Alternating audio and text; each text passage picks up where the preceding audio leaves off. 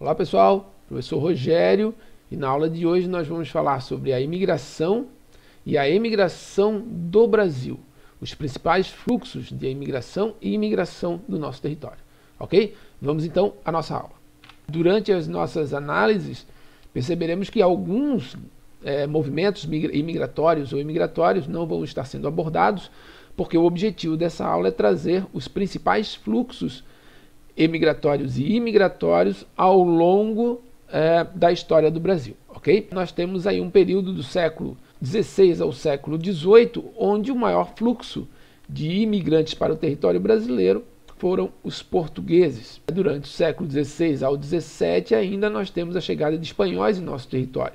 Porém, o que chama a atenção nesse fluxo imigratório nos primeiros séculos de ocupação do território brasileiro é realmente a chegada de portugueses. Esse mapa ele retrata essa ocupação principalmente de portugueses nesse período.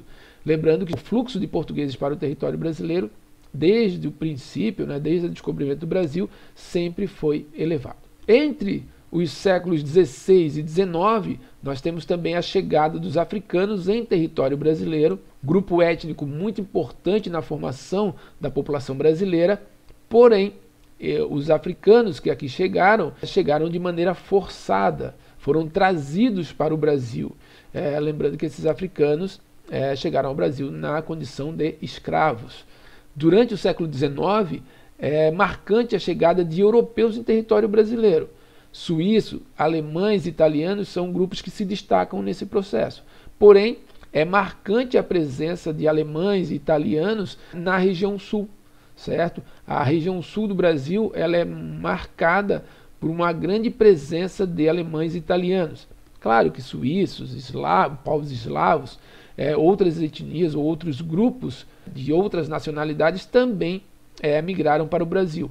Já no século XX, nós temos uma imigração para o território brasileiro que parte aí de japoneses, sírios, libaneses, chineses e também povos latinos. Porém, o destaque fica por conta dos japoneses, que chegaram no início do século XX, em 1908, embarcados no navio Kassato Maru. Segundo alguns relatos, já viviam no Brasil alguns japoneses. Porém, oficialmente, 1908 é o ano de chegada desses japoneses em território brasileiro. Ainda no século XX, é interessante destacarmos que na década de 30, foi criada no Brasil a lei de cota para os imigrantes. Algumas condições foram traçadas para o recebimento de imigrantes em território brasileiro.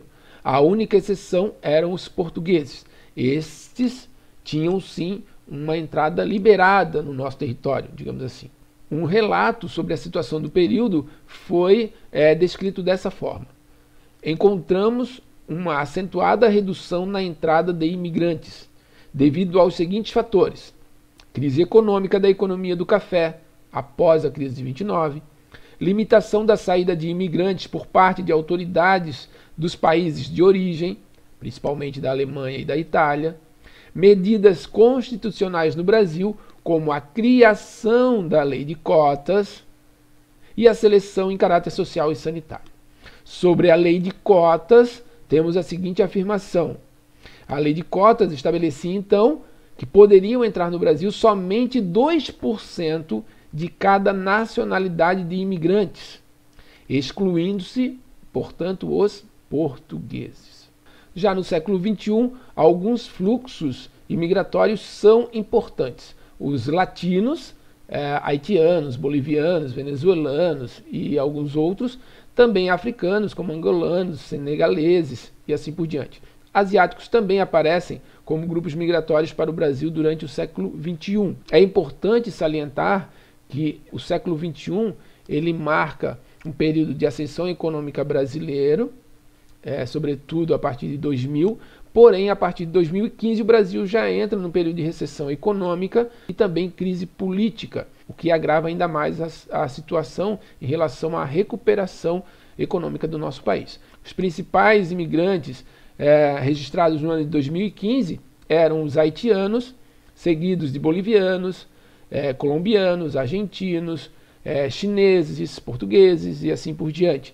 né? Então temos um grande fluxo de imigrantes, sobretudo latinos. Também referente à questão de imigrantes, porém o número relacionado a refugiados, os principais fluxos têm origem de palestinos, da República Democrática do Congo, da Colômbia, de Angola, da Síria.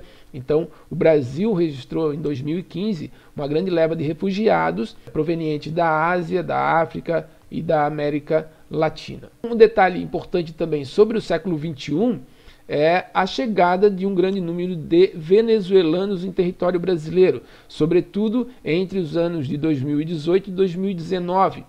Devido à crise econômica vivida na Venezuela, um grande número de venezuelanos ultrapassou a fronteira entre esse país e o Brasil. Segundo dados do IBGE, cerca de 30 mil deram entrada em território brasileiro, 30 mil venezuelanos. O Brasil é um país que está, né, nessa chamada rota das migrações. E o dado dessa tabela mostra, né, desse informe, mostra que entre 2010 e 2015, o número de imigrantes no Brasil cresceu 20%. Segundo os dados de 2015, residiam no Brasil cerca de 713 mil estrangeiros, sendo que desses 713 mil, 207 eram sul-americanos. Então, uma boa parte dos imigrantes que vêm para o Brasil são provenientes aqui da própria América do Sul.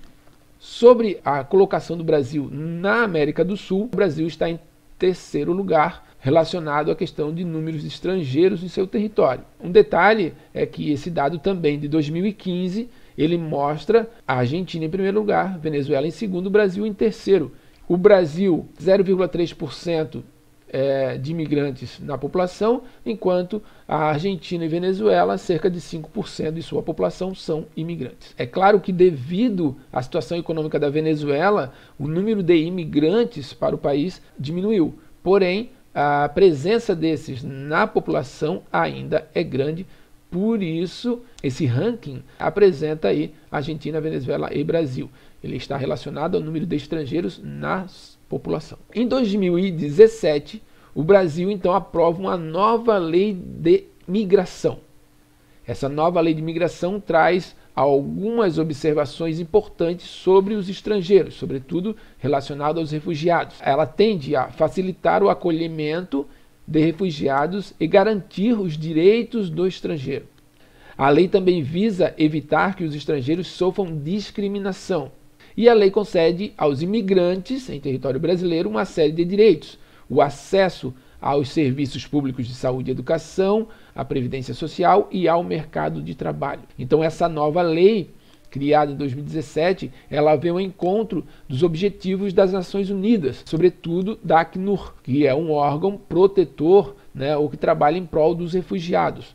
O Brasil então entra nessa luta a favor dos refugiados, buscando leis que possam garantir os direitos e a proteção dos refugiados em território nacional.